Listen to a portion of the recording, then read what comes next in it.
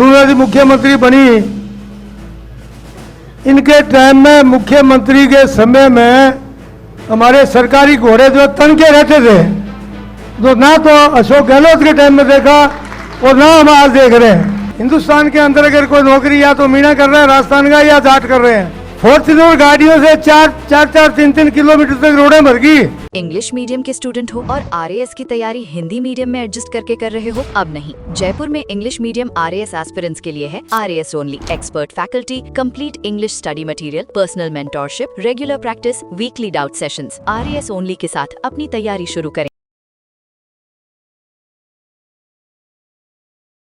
राम राम साहब, आज इस प्रोग्राम की मुख्य अतिथि पूर्व मुख्यमंत्री वसुंधरा जी, कृष्णा पूनिया जी, हमारे बीटीआर शेखा जी, सम्मानित मंच, सामने विराजे बुजुर्गों, साथियों, मित्रों, दोस्तों, माताओं, बहनों और बेटियों। वसुंधरा जी के टाइम में मैंने जितना संघर्ष किया है और समाज के लिए भी किया, उसमें वसुंधरा जी का जो सहयोग है, मैं सबसे हटके महिलाओं की शक्तिकरण की बातें सब बताई। हमारी महिलाएं आज बहुत आगे पहुंची हुई है, लेकिन मैं वो बात बताना चाहता हूं जो आपको पता नहीं है। वसुंधरा जी मुख्यमंत्री बनी, इनके टाइम में मुख्यमंत्री के समय में हमारे सरकारी घोड़े जो तनके रहते थे, जो ना तो अशोक गहलोत के टाइम में देखा और ना हम आज देख रहे हैं। राज वो होता है जो तपता है, तो ये तपता हुआ राज देखा हमने। राज का लाड भी बहुत देखा और राज का विरोध भी झेला, लेकिन झेलना भी आसान नहीं होता है, झेलने वाले की भी ताकत चाहिए। हम आमने सामने में मैडम के साथ रहे, और उसके बाद में जो मैडम हमारे साथ आई, उसके बाद में जाट महासभा को जो तकलीफ थी, आज जाट समाज का जो आरक्षण बचा हुआ है वो मैच वसुंधरा जी की वजह से बचा हुआ है। कोई कारण, कोई रीजन नहीं है। वसुंधरा जी ने ये पूछा कि राजा राम जी को कहो क्या करना है। हमने जानकारी करी, जो उस टाइम की कोर्ट थी वो एडामेट थी, जिसके अंदर हमारी एक जुंडली लगी हुई थी, जिसमें अशोक जी गहलोत भी था और सत्यनारायण जी सैनी था। इनके 4-5 आदमी थे जो हमारा आरक्षण छीनना चाहते थे। हमें ये जानकारी मिली कि वो जो जज था, उस जज की नौकरी सुप्रीम कोर्ट के वकील के बाप के आगे की हुई थी। हमने डिमांड रखी कि इसको ले आओ। वो एक पेशी का 33 लाख रुपए लेता था और रामबाग में रुकता। 3 पेशी पर वसुंधरा जी ने बुलाया उसको, करोड़ों रुपए पेमेंट करी, और सहयोग उसमें हमारे जगदीप जी धनखड़ साहब का रहा। वैसे तो सैकड़ों आदमियों ने वकालत करी, हमने हायर भी किया। NS माथुर था, एक शर्मा जी थे, पैसे भी दिए।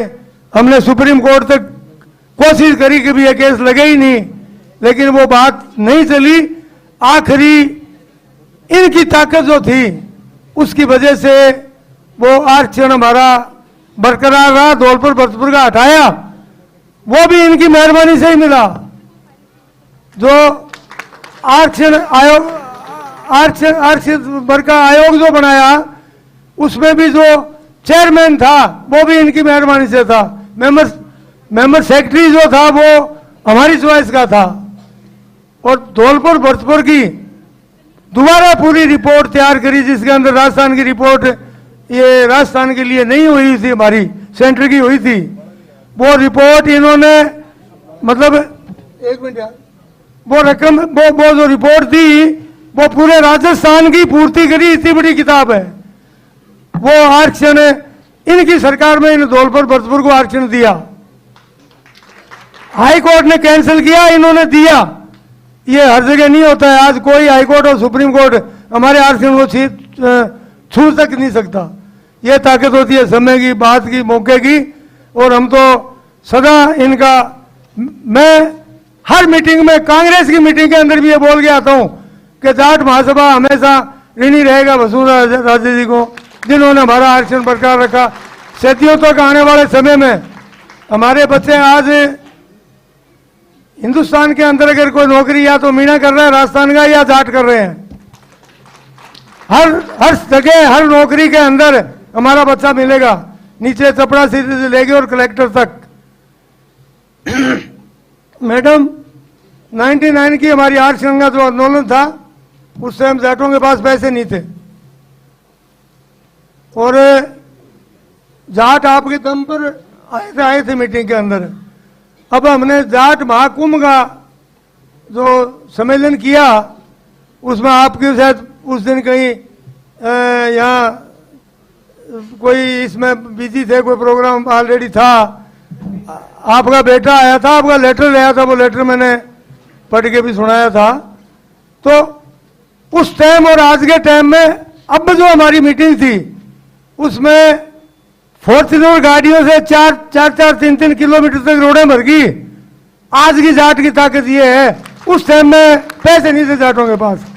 ये सब जो आने वाले समय की, मैं तो एक बहुत गांव और ढानी से निकला हुआ आदमी और यहाँ तक आया हूँ और आप लोगों के बीच में रहा और मेरे साथ जितने भी साथी रहे, मैंने किसी को नहीं छोड़ा, कोई अगला ही छोड़ के गया। हम तो जिसको पकड़ने छोड़ते नहीं है। आपकी मेहरबानी समाज पे रही है, हम जब तक रहेंगे आपका नाम लेते रहेंगे। मेरे को बुलाया और मान सम्मान दिया, मैं जाट समाज का आभारी हूँ।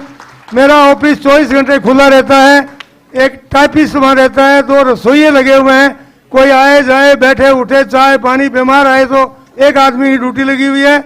हमारा आदमी मरीज को लेके जाता है, SMS में डॉक्टर सब खड़े होकर इलाज करते हैं कि ये जाट महासभा से आया है।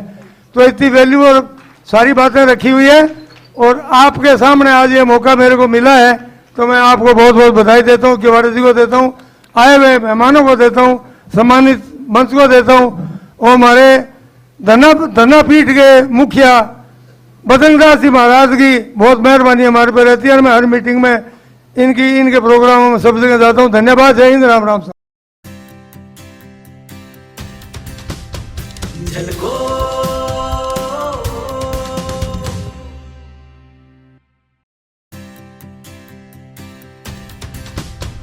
झलको